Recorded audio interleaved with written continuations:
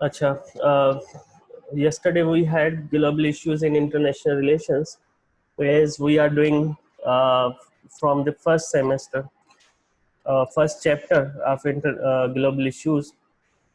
तो मैंने आपको जो है वो आउटलाइंस भी दी थी इसकी ग्लोबल इश्यूज। इस चैप्टर में हमें बेसिकली क्या करना है कि मुझे आपको समझाना है, और आपका जो बैकग्राउंड है वो इस जो सब्जेक्ट है ग्लोबल इश्यूज इन आईआर के बारे में, वो जो है वो बताना है आपको। इसीलिए जो पहला चैप्टर मैंने रखा है ताकि आपका कॉन्सेप्ट क्लियर हो जाए। वैसे तो इश्यूज बहुत हमें ज़्यादा करने हैं, लेकिन यहाँ पे मैंने 5-6 इश्यूज रखे हैं ताकि आप क्लियर हो जाए।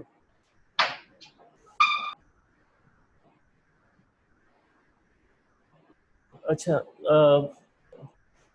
मैंने कल भी बताया था, लेकिन आज भी जल्दी जल्दी से जो है वो करते जा रहे हैं कि ग्लोबल इश्यूज क्या है। ग्लोबल इश्यूज वो होते हैं कि जो विदाउट एनी बॉर्डर्स, मतलब जितने भी इंसान हैं दुनिया में, 7.5 बिलियन लोग हैं, और जो जितनी भी कंट्रीज है 194 कंट्रीज हैं, उनको सेम टाइम पे सेम सिचुएशन से गुजरना पड़े, मतलब सेम इश्यू से गुजरना पड़े, तो उसको ग्लोबल इश्यू कहा जाता है। जैसे कोविड-19 जो है एक बड़ा मिसाल है। आज हम अगर देखें तो जितने भी स्टेट्स हैं तकरीबन सब जो है इस पेंडेमिक से जो है वो सफ़र कर रहे हैं। तो इसी को एग्जैक्टली हम कहेंगे कि ये जो कोविड-19 है ये एक ग्लोबल इशू है। तो इस तरह ग्लोबल इशू बहुत सारे होते हैं, लेकिन यहाँ पे हमने 5-6 जो है मैंने लिखे हैं।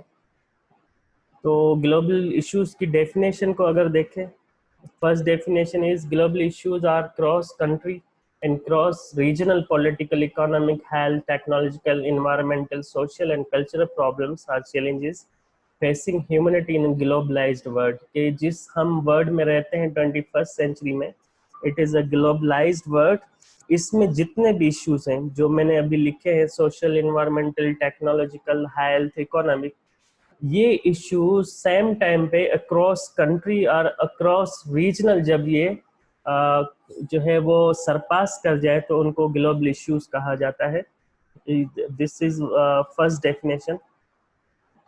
सेकेंड डेफिनेशन जो है, global issues is conceptualised as development challenges and opportunities without borders. के जो इश्यूज हैं, जो चैलेंजेस हैं, वो बॉर्डर्स क्रॉस कर जाए, चाहे वो अपॉर्चुनिटीज हो या प्रॉब्लम्स हो, लेकिन कॉमनली जितनी भी नेशंस हैं, जितनी भी कंट्रीज हैं अराउंड द वर्ल्ड, वो सारी एक ही टाइम पे, सेम टाइम पे जो है वो उस सिचुएशन से गुजरे, उस इश्यू से गुजरे। जैसे इन्वायरमेंटल इश्यूज मैंने आपको ग्लोबल वार्मिंग का बताया था, हेल्थ इश्यूज, पैंडेमिक चल रहा है, न्यूक्लियर इश्यूज हैं, बायोलॉजिकल जो है वो वेपन्स का इशू है, पावर्टी का इशू है, पॉपुलेशन का इशू है दुनिया में, रिच एंड पुअर गैप जो है उसका इशू है। तो ह्यूमन राइट्स के इश्यूज हैं, चाइल्ड अब्यूज, वुमेन राइट्स, बहुत सारे इश्यूज हैं जिनको हम जो है वो डोमेस्टिक इशू नहीं कहते। अब जो इश्यूज सारी दुनिया फेस करे तो उसको हम डोमेस्टिक इशू नहीं कहते, लेकिन उसको हम ग्लोबल इशू कहते हैं। तो ये सेकंड डेफिनेशन थी। तो मेन ग्लोबल इश्यूज जो है वो 4-5 मैंने फिलहाल लिखे हैं, जिसमें पहला था ग्लोबल वार्मिंग। ग्लोबल वार्मिंग ये है कि जो ग्रीन हाउस गैसेस हैं या कार्बन डाइऑक्साइड का बढ़ना दुनिया की सरफेस पे, और इस अर्थ को जो है वो ज़्यादा जो है वो वार्म हो जाना उसी स्टैंडर्ड पॉइंट से, तो उसको हम ग्लोबल वार्मिंग कहते हैं। और ग्लोबल वार्मिंग की वजह से जो ग्लेशियर है और जो ठंडी जगह है और जो क्लाइमेट चेंज होती है वो सारी ग्लोबल वार्मिंग से होती है। कि गर्मियाँ हो रही हैं तो ज़्यादा गर्मियाँ हो रही हैं, सर्दियाँ हो रही हैं तो ज़्यादा सर्दियाँ हो रही हैं।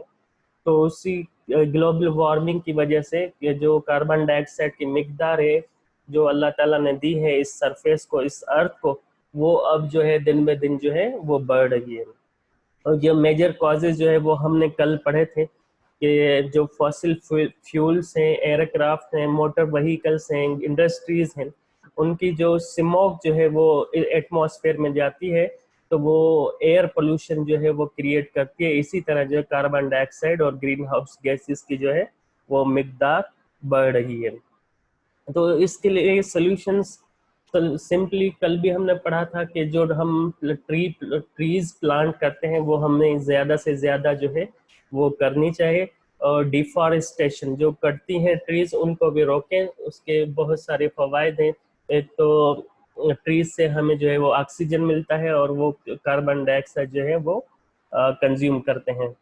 और इससे जो है वो जो फ्लड्स आते हैं ट्रीज की वजह से, वो फ्लड्स भी जो है वो रोक सकते हैं। और भी जो और भी सॉल्यूशंस हैं, जैसे हम अभी पेट्रोल डीजल और दूसरे जो आयल हैं जिनकी वजह से एयर पोल्यूशन हो रही है वो कंज्यूम कर रहे हैं। अगर उनकी जगह पे कोई और एनर्जी, रिन्यूएबल एनर्जी अगर हम यूज करें तो जो एयर पोल्यूशन से जो है हम बच सकते हैं। तो ये हमने कल पढ़ा था, तो इसीलिए मैं डीपली नहीं जा रहा इसमें, आगे वाला पढ़ते हैं। अच्छा, दूसरा इशू है global issue, nuclear weapons. Nuclear weapons मैंने इसीलिए लिखा है क्योंकि आईआर का सब्जेक्ट है, तो पर्टिकुलर आईआर की चीज़ें मैंने इसमें रखी हैं। तो न्यूक्लियर इशू हमें पता है कि 1945 में सबसे पहले जिसने न्यूक्लियर वेपन अक्वायर किया था वो था अमेरिका। हिरोशिमा और नागासाकी पे जब अमेरिका ने 6 अगस्त और 8 अगस्त या 9 अगस्त 1945 को ये टेस्ट किए थे न्यूक्लियर वेपन्स, तो दुनिया ने जो है first time, for the first time in the human history they manufactured nuclear weapons. उसके बाद सोवियत यूनियन, रशिया ने न्यूक्लियर वेपन्स बनाए। इसी तरह फिर जो है अभी दुनिया में 8 न्यूक्लियर वेपन स्टेट्स हैं, जिसमें पाकिस्तान, इंडिया, चाइना, फ्रांस और रशिया, अमेरिका, ये सारे जो हैं, नॉर्थ कोरिया, ये सारे न्यूक्लियर वेपन्स जो हैं, वेपन स्टेट्स जो हैं वो आगे हैं। लेकिन इशू क्यों है? इशू इसलिए है कि न्यूक्लियर वेपन्स एक मर्तबा जो है वो दुनिया, न्यूक्लियर वेपन्स जो है वो एक ही मर्तबा जो है वो टेस्ट तो बहुत मर्तबा हुए, यूज जो है प्रैक्टिकली फर्स्ट टाइम हुए थे हिरोशिमा नागासाकी पे। और वो न्यूक्लियर वेपन्स को उस जमाने में 1945 के ज़माने में देखें और आज के ज़माने में देखें तो बहुत जो है वो डिवास्टेशन जो डिफरेंस है। तो अगर वो 1945 वाले ज़माने में देखें तो उसने हिरोशिमा और नागासाकी को बिल्कुल तबाह कर दिया, और आज तक लोग जो है वहाँ पे अपाहिज और जो है पैरालाइज जो है वो पैदा हो रहे हैं। तो वो उसकी डिवास्टेशन फैक्टर कम था, लेकिन आज जो हमारे पास न्यूक्लियर वेपन्स हैं, अगर कोई भी एक स्टेट जो है वो यूज़ करे तो पूरा जो है वो खित्ता या पूरी बहुत सारे ममालिक जो हैं उसके शिकार बन सकते हैं। तो पढ़ते हैं, we live in a world where nuclear weapon states still possess thousands of nuclear warheads। कि हम जिस दुनिया में रहते हैं तो 7 से 8 या 8 से 9 स्टेट्स हैं जिनके पास हजारों न्यूक्लियर वॉर हेड्स हैं। The nuclear weapons are not simply bigger equivalents of conventional bombs। जो न्यूक्लियर वेपन्स होते हैं वो जो कन्वेंशनल बॉम्ब्स होते हैं उनसे जो है वो ज़्यादा बड़े नहीं होते, लेकिन the possible effects of an attack using a nuclear warhead of 2 megaton can scarcely be imagined।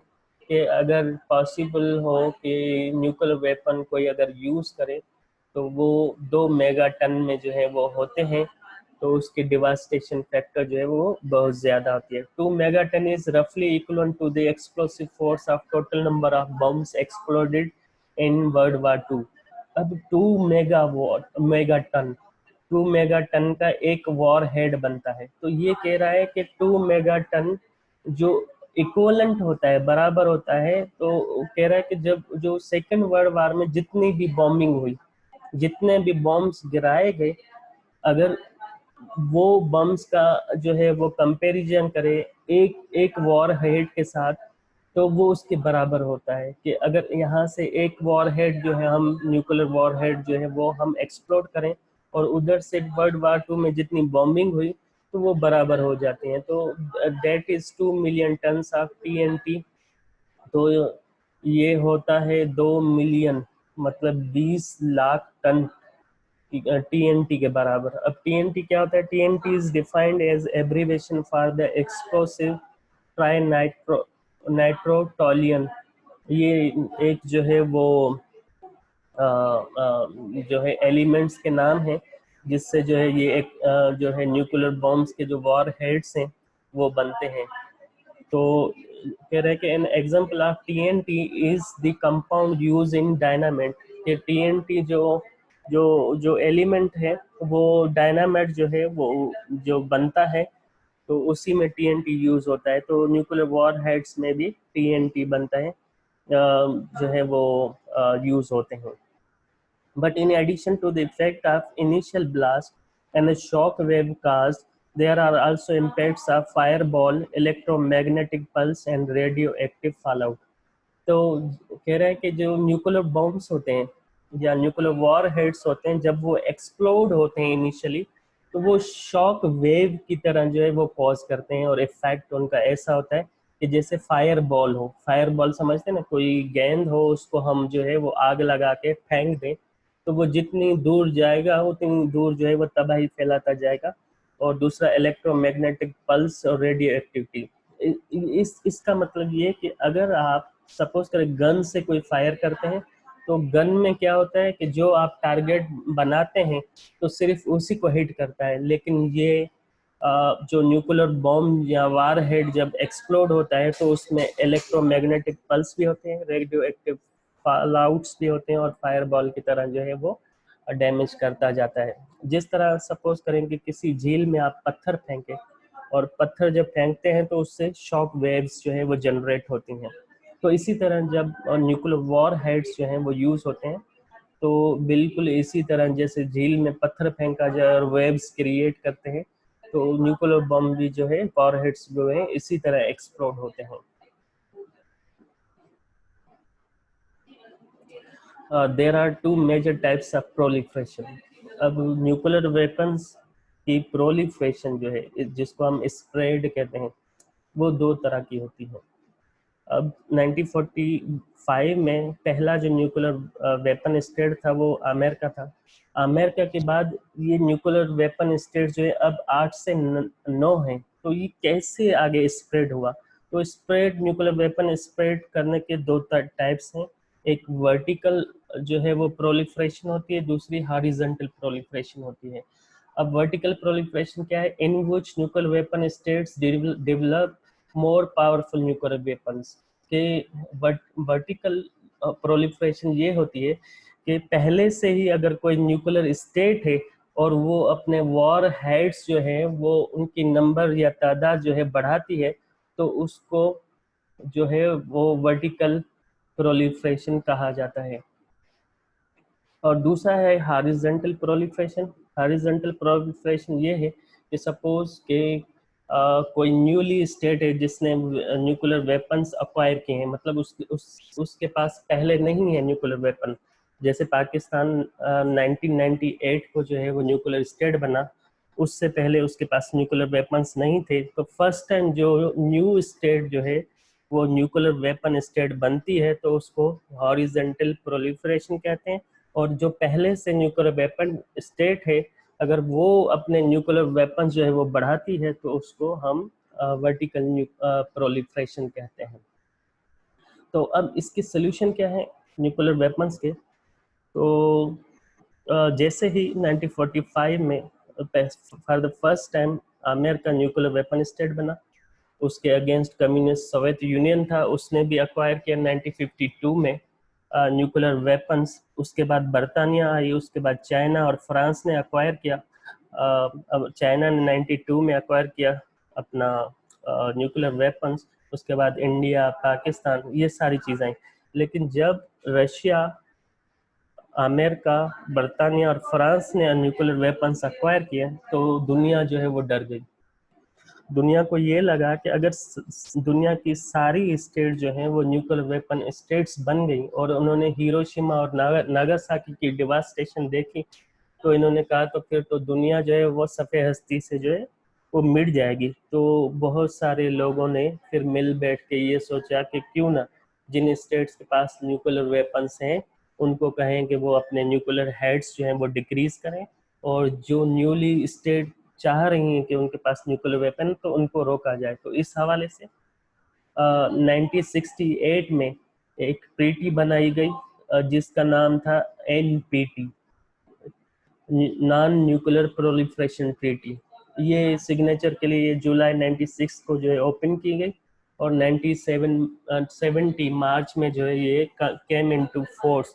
इसका ये मतलब था कि जो नॉन प्रोलिफरेशन ट्रीटी, मतलब जिन जो स्टेट्स हैं उस टाइम पे जो 4 स्टेट्स जो है वो न्यूक्लियर वेपन्स बन चुकी थी। जो स्टेट हैं जिनके पास न्यूक्लियर वेपन्स है वो मजीद जो है अब उनकी प्रोलिफरेशन नहीं करेंगी, मतलब वो आगे जो है वो किसी और स्टेट को जो है न्यूक्लियर वेपन्स जो है या वार हेड्स जो है वो ट्रांसफर नहीं करेंगे। जिनके पास है, अगर ये एनपीटी को वो साइन कर रहे हैं तो वो आगे जो है अपने न्यूक्लियर वेपन्स में जो है किसी और स्टेट को जो है वो ट्रांसफर नहीं करेंगे।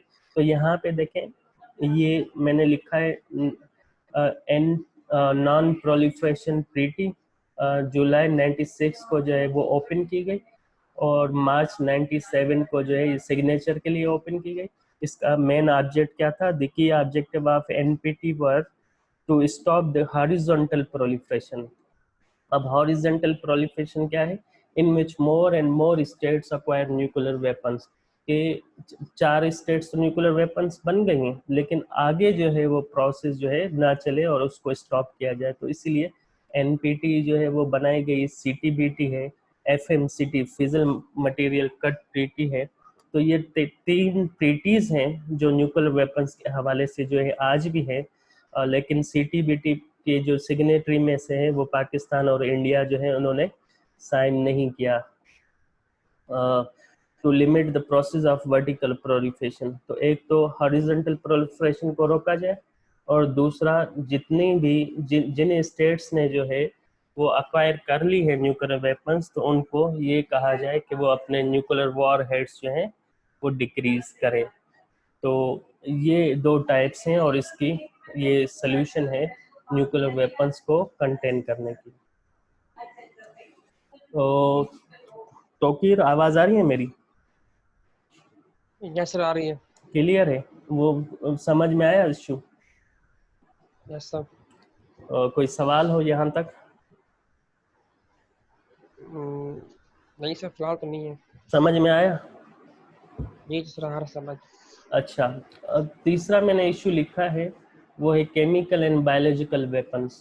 तो केमिकल एंड बायोलॉजिकल वेपन्स हमने देखा कि वो इराक में भी यूज़ हुए, ये अमेरिका ने यूज़ किए 2003 में जब उन्होंने सदाम हुसैन की गवर्नमेंट को टॉपल डाउन किया, बरतानिया और अमेरिका ने, तो वहाँ पे इन्होंने यूज़ किए। अभी सीरिया में रशिया ने और अमेरिका ने यूज़ किए हैं, लेकिन वो एक दूसरे पे जो है वो इल्ज़ाम लगा रहे हैं। तो ये भी बड़े डेंजरस वेपन्स होते हैं। आपने देखा होगा, यूट्यूब के पे जाएं, वहाँ पे वीडियोस पड़ी हैं कि कैसे जो है बच्चे जो हैं वो जब ये केमिकल और बायोलॉजिकल वेपन्स जो हैं वो यूज़ करते हैं।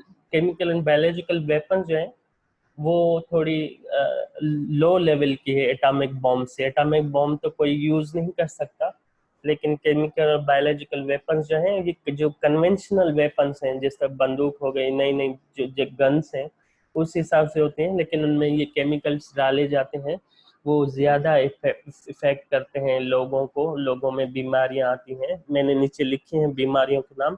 तो chemical and biological warfare weapons are more accessible and low cost. एक तो जल्दी वो मिल जाती हैं, एक्सेसिबल हैं, और उनकी कॉस्ट जो है वो न्यूक्लियर वेपन के कंपैरिजन में वो कम होती हैं। And yet also have the capacity to kill the thousands of people.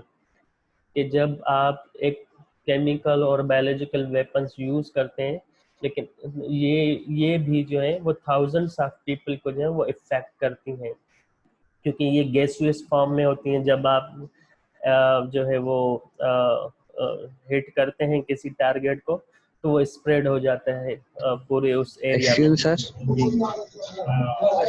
Sir, ये इसमें वो ये जो आंसू गैस वगैरह, ये मतलब ये चीज़ें, ये जो आप बात करें केमिकल और बायोलॉजिकल, मतलब ये चीज़ें भी यहाँ से आती हैं। जैसे हम मिसाल लें, हमारे मुल्क में जो पुलिस है, जैसे कि वो कोई एहतजाज वगैरह करते तो उसमें मतलब आंसू गैस की शेलिंग, तो मतलब ये वेपन भी इसी में आते हैं। होते वैसे ऐसे ही है। ये आंसू गैस जो है ज्यादा से ज्यादा आपके आंखों में आंसू लाती है या थोड़ी सांस जी जो है जी। वो बंद करती है, लेकिन होती ये भी बायोलॉजिकल केमिकल वेपन्स ऐसे ही हैं, लेकिन ये ज्यादा डिवास्टेशन होती है, लोग लोग ऑन द स्पॉट ही मर जाते हैं। यूज ऐसी ही होती है, ठीक है। लेकिन ये नहीं है कि ओके आंसू गैस जो है वो उसको हम केमिकल और बायोलॉजिकल वेपन कहें, वो नहीं है, लेकिन होती ऐसी है बिल्कुल। वो बड़े मिसाइल के साथ जो है वो एक्सप्लोड की जाती हैं और वो बड़े एरिया में जाके इफेक्ट करते हैं, वो ज्यादा डेंजरस होती हैं। तो ये ठीक है बेटा। Okay sir. ओके। तो ये जो बायोलॉजिकल वेपन्स हैं वो consist of bacteria and viruses, उनमें बैक्टीरिया और वायरसेस होते हैं, and include the plague, Ebola, Lassa fever, botulism and inhaled anthrax. तो ये सारी बीमारियां या वायरसेस, बैक्टीरिया जो है उन बायोलॉजिकल और केमिकल वेपन्स में जो है वो डाले जाते हैं, और ज्यादा जो है आबादी को या उस एरिया में जितने भी पॉपुलेशन होती है उसको जो है वो इफेक्ट करती है। इसीलिए तो लोग कहते हैं कि ये ग्लोबल इशू है, इससे जो है बचा जाए। दी सर्च फॉर सॉल्यूशंस, इसके कौन से सॉल्यूशंस होते हैं? द केमिकल वेपन्स और कन्वेंशन। अच्छा, तो एक ट्रीटी हुई थी 1993 को जिसका नाम था द केमिकल वेपन्स कन्वेंशन। ये यूएन के अंडर हुई थी, जनरल असेंबली में। तो इसका काम यह है, is the most comprehensive inclusive international chemical weapons agreement. तो ये भी सीटीबीटी, एफएमसीटी और एनपीटी की तरह है कन्वेंशन। तो it prohibits not just the first use of chemical weapons but all use of chemical weapons. के जो भी इस ट्रीटी केमिकल वेपन्स कन्वेंशंस को साइन करेगा तो उसके ऊपर लाजमन हो जाएगा कि वो कभी भी जो है वो केमिकल वेपन्स जो है वो यूज नहीं करेगा। It also bans the production and development and transfer of chemical weapons. और ये ट्रीटी जो है ये जो है वो केमिकल और बायोलॉजिकल वेपन्स की प्रोडक्शंस को बैन करती है, उसकी डेवलपमेंट और ट्रांसफर्स को जो है वो बैन करती है। It enables the newly established Organization for Prohibition of Chemical Weapons। तो इसकी जो जो है मॉडिफिकेशन या न्यू ऑर्गेनाइजेशन बनी है उसका नाम है organisation for prohibition of chemical weapons to monitor chemical plants around the world. और इसका यही काम है कि जितने भी न्यूक्लियर प्लांट्स हैं या केमिकल प्लांट्स हैं दुनिया में, जिन कंट्रीज के पास हैं, तो ये ऑर्गेनाइजेशन जो है उनको जो है वो मॉनिटर करती है और उनको प्रोहिबिशन के लिए जो है ये काम करती है। दी CWC, the chemical weapons convention inspection regime began work in 1969। तो ये मैंने आपको ट्रीटी बताई कि केमिकल वेपन्स कन्वेंशन 1993 में जो है वो सिग्नेचर के लिए जो ओपन की गई, और इसने 1996 में जो है अपना वर्किंग जो है वो स्टार्ट कर दिया था। तो अगर इसको और ज़्यादा इफेक्टिव किया जाए तो हम केमिकल और बायोलॉजिकल वेपन से जो है हम छुटकारा हासिल कर सकते हैं, इसका यही सोल्यूशन है। तो फोर्थ जो ग्लोबल इशू है हमारे पास वो है preventing genocide and other violation of human rights. तो ये मेन जो है वो इशू है दुनिया में, जितने भी ह्यूमन राइट्स के इश्यूज हैं, जेंडर डिस्क्रिमिनेशन है, चाइल्ड अब्यूज़ है, वुमन राइट्स के जो इश्यूज हैं, या जो जो मिनॉरिटीज़ के साथ जो है जिन कंट्रीज़ में जो मास केयर होता है या ह्यूमन राइट्स वायलेशंस होती हैं, ये सारा कुछ जो है, जैसे हमें मैंने कल भी बताया था कि 1948 को universal declaration of human rights UN की जनरल असेंबली में हुआ था, उसमें 30 आर्टिकल्स थे रिगार्डिंग द ह्यूमन राइट्स। यहाँ पे भी मैंने इस पीपीटी में भी लिखा है, वो मैं पढ़ रहा हूँ, आप सुन लीजिएगा। The term genocide originated in 20th century. तो जिसको हम जेनोसाइड कहते हैं, ये 20वीं सदी की जो है वो तख्लीक है। The United nation genocide convention approved by general assembly in 1948 defines genocide an act of destroying in whole or in part a national ethnical or racial or religious groups। कि जो जो टर्म है जेनोसाइड, उसकी meaning ये है कि आप किसी भी कम्युनिटी को आपकी कंट्री में उसको टारगेट करते हैं, चाहे वो नेशनल बेस पे, मतलब कि वो नेशनलिज्म के बेस पे, एथनिकल और रेशल बेसिस पे, या रिलीजियस बेसिस पे किसी एक कम्युनिटी को आप टारगेट करते हैं और उनकी जीनोसाइड करते हैं, तो उसको यूनाइटेड नेशन जो जनरल असेंबली है उसने ये डेफिनेशन दी है जेनोसाइड की। तो including killing, seriously injuring or causing mental harm to members of group, जिस तरह कश्मीर और फलस्तीन में हो रहा है और इंडिया और जो है इसराइल कर रहा है, तो इसी को हम जेनोसाइड कहेंगे, और यही डेफिनेशन जेनोसाइड की वहाँ पे फिट हो रही है। तो कुछ अर्सा पहले ये अपना म्यांमार में जो एक मुस्लिम ग्रुप था अपना रोहिंग्या, तो उनके साथ भी जो है वो ऑफिशियल लेवल पे, मतलब गवर्नमेंट के लेवल पे उनकी आर्मी जो है उनकी किलिंग भी कर रही थी और उनको मेंटल हार्म भी कर रही थी, सीरियसली जो है वो इंजरिंग, बहुत सारी जो है वो चीज़ें हैं।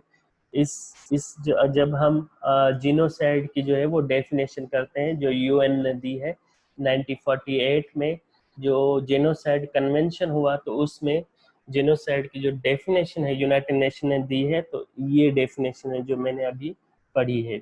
Clearly, the convention was passed in response to the Holocaust, the attempt by the Nazis in Germany to exterminate the Jews, in which 6 million Jews were murdered at the death camps.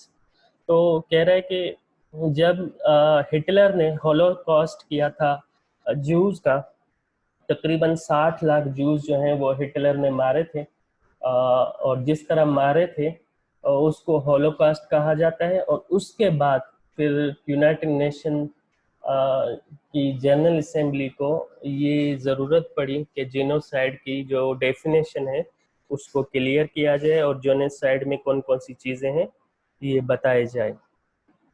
However, the intention of convention have not been translated into effective action. The genocide in Cambodia, Rwanda, Darfur and Bosnia could not be prevented by an international community. तो कह रहे हैं कि जब 1948 में genocide convention तो हो गया, लेकिन उसके बाद भी हम अगर देखें तो ये जेनोसाइड बरकरार रहा कम्बोडिया में, रवांडा में, दारफुर में और बोस्निया में। तो यहाँ पे भी ये जेनोसाइड जो है वो मिनॉरिटीज़ के साथ जो वो की गई, लेकिन इस पे जो है वो इंटरनेशनल कम्युनिटी जो है वो खामोश रही। तो इसलिए ये कन्वेंशन जो है इतना इफेक्टिव जो है वो नहीं रहा, लेकिन है सही। यूएन की जनरल असेंबली में ये जो कन्वेंशन है जेनोसाइड कन्वेंशन, ये अप्रूव्ड है।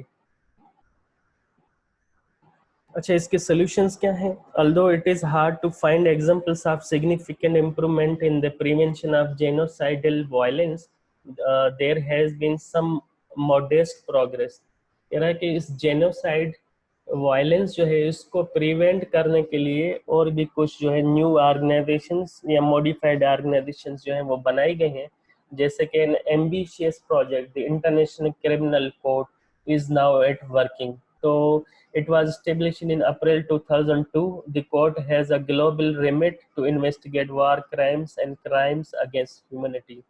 तो अप्रैल 2002 में जैसे कि इंटरनेशनल कोर्ट ऑफ जस्टिस है, उसके साथ जो है एक और जो है इदारा बनाया गया है जिसका नाम है इंटरनेशनल क्रिमिनल कोर्ट, जो अभी अफगानिस्तान पे भी इन्वेस्टिगेट कर रही है अमेरिका के खिलाफ, और जो है वो सीरिया में भी जो है वो इन्वेस्टिगेट कर रही है, वर्किंग कर रही है।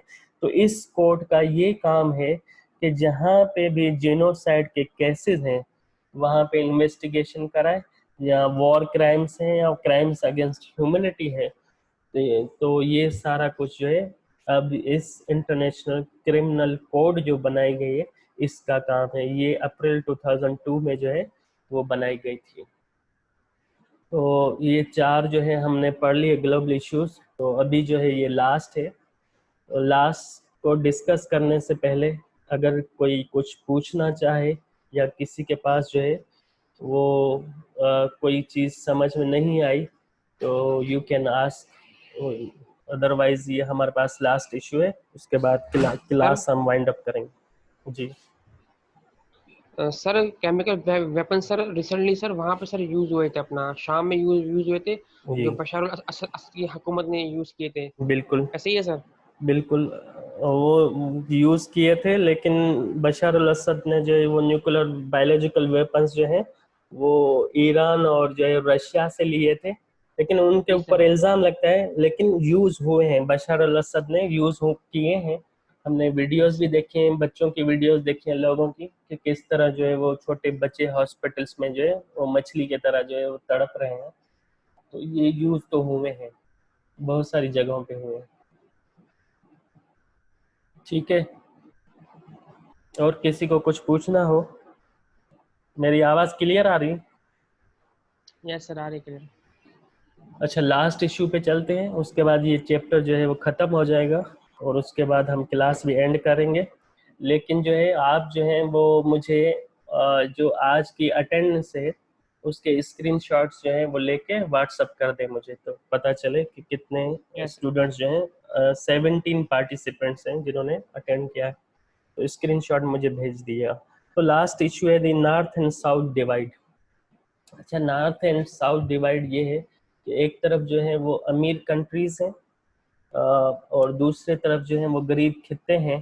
तो इसी को जो है वो आईआर की टर्मिनोलॉजी में नॉर्थ एंड साउथ डिवाइड जो है वो कहा जाता है, कि एक तरफ जो है वो डेवलप्ड नेशंस हैं, यूरोपियन कंट्रीज हो, अमेरिका है, ऑस्ट्रेलिया, न्यूजीलैंड है, और जिनके पास बहुत सारी जो है वो पैसा है, और दूसरे तरफ जो है हम थर्ड वर्ल्ड कंट्रीज हैं या अफ्रीकन कंट्रीज हैं।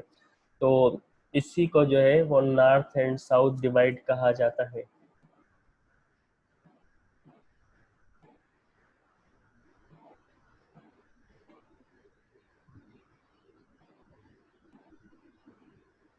ठीक है, तो divide, a big problem in international relations is the polarization between the advanced industrial countries of the global north and the poverty stricken global south less developed countries। तो एक तरफ जो है वो डेवलप्ड कंट्रीज हैं और दूसरी तरफ एलडीसीज हैं जो जो है वो लेस डेवलप्ड है, वीकर कंट्री हैं, जिसमें अफ्रीका आ जाता है और एशिया की बहुत सारी कंट्रीज जो हैं वो आ जाती हैं। The typically developed global north state is one where there is self-sustained economic growth in all industry sectors। जो डेवलप्ड नॉर्थ है, मतलब जो यूरोपियन कंट्रीज हैं, जहाँ फर्स्ट वर्ल्ड कंट्रीज हैं, वो इंडस्ट्रियल कंट्रीज हैं और उनकी इकोनॉमिक ग्रोथ जो है वो बहुत ज़्यादा है।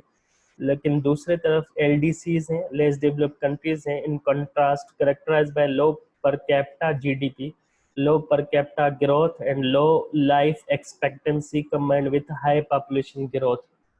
तो दूसरी तरफ जो एलडीसीज हैं, लेस डेवलप्ड कंट्रीज हैं, तो एक तो उनकी जीडीपी कम है, दूसरा वहाँ के लोगों का जो परचेजिंग पावर है वो कम है, मतलब कि वो लो स्टैंडर्ड है, लिविंग स्टैंडर्ड, और दूसरा जो लाइफ एक्सपेक्टेंसी है वो एलडीसीज में जो है वो कम है, क्योंकि लोग गरीब होते हैं और बीमारियों की वजह से और बहुत सारी वजह से जो है उनकी जो जो लाइफ एक्सपेक्टेंसी है वो तकरीबन 50 से 60, जिस तरह पाकिस्तान में है, पाकिस्तान में लोगों की ज़्यादा से ज़्यादा एवरेज जो एज होती है वो 60 साल होती है। तो अगर आप अफ्रीकन कंट्रीज में जाएं तो वहाँ पे तो 40, 45, 50 जो है वो साल उम्र एवरेज है। लेकिन आप यूरोप में जाएं तो यूरोप में 80 to 90 ईयर्स जो है वो एवरेज लाइफ एक्सपेक्टेंसी रेशो, क्योंकि वहाँ पे लिविंग स्टैंडर्ड अच्छा है, लोग जो है वो खुशहाल है, पैसे वाले हैं, तो बहुत सारी चीज़ों, उनको इंफॉर्मेशन भी ज़्यादा है, हेल्थ फैसिलिटीज़ भी वहाँ पे ज़्यादा हैं, तो इसीलिए उनकी उम्रें भी जो है वो ज़्यादा होती हैं। तो ये तीन चीज़ें हैं जो नॉर्थ एंड साउथ में जो है, मत आप कहें north means rich countries, south means poor countries या poor areas of the world. तो ये नॉर्थ एंड साउथ डिवाइड है इसी दुनिया में जिसमें हम सब रहते हैं। तो ये भी इशू है, आप इसी को पावर्टी में ही ले लें या पॉपुलेशन में ले लें। तो सर्च फॉर सॉल्यूशंस, इसके जो है वो सॉल्यूशंस क्या है? in 1980s 1980 में former West German chancellor Willy Brandt published a report in which economic liberalism modified to fit the needs of global south. तो इसने जो जो ये जो विली ब्रांडिट है ना, ये न्यो न्यो मार्क्सिज्म ग्रुप का जो है वो बंदा है।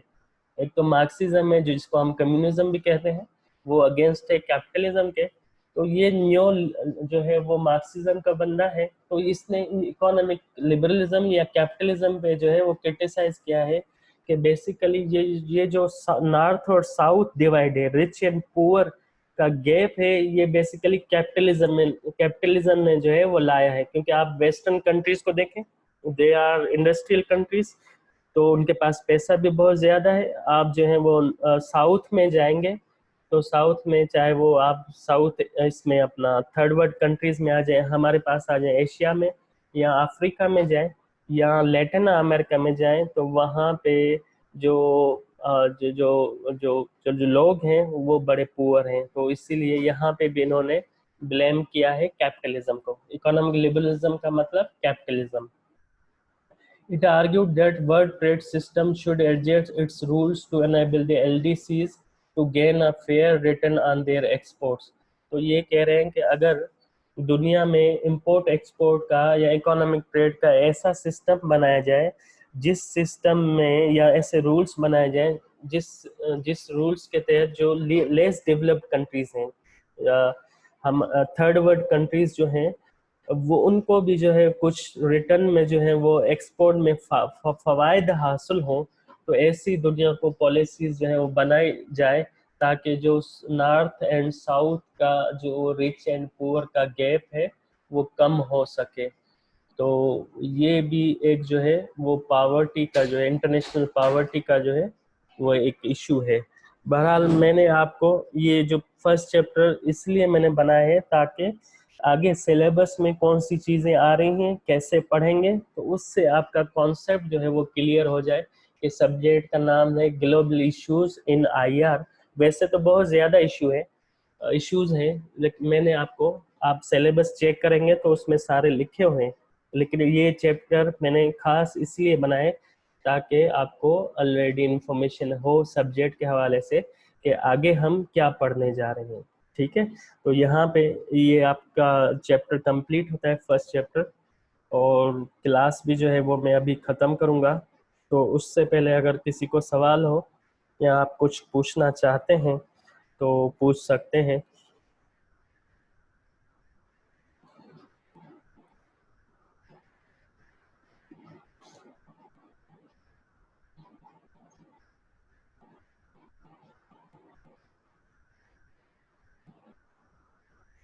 बेटा किसी को पूछना है या मैं मीटिंग एंड कर दूं? सर ये पीपीटी ग्रुप में शेयर करें सर। बेटा आवाज नहीं आ रही आपकी, दोबारा पूछो।